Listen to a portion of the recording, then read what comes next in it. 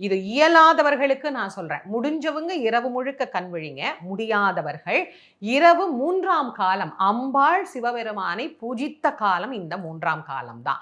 இந்த 3ஆம் காலத்துல 11:45 இருந்து ஒரு 12:15 12:30 வரைக்கும் கண் விழித்து ஒரே ஒரு வில்வமாவது அந்த நேரத்துல சிவபெருமானுக்கு வைத்து யார் ஒருவர் வழிபாடு செய்கின்றார்களோ அவர்களுக்கு இறைவன் எல்லா விதமான நலன்களையும் தருவார்.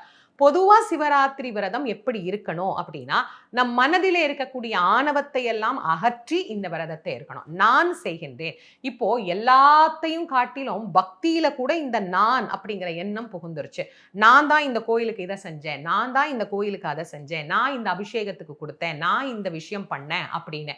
இந்த நான் என்பதை எப்போ நாம நம் மனதிலிருந்து நீக்கி இறைவனை அணுகுகிறோமோ அப்போது இறைவன் நம் அருகே வந்து நமக்கு எல்லா அருளும் புரிவார். அதனால இந்த சிவராத்திரி வழிபாட்டை செய்கின்ற போது நான்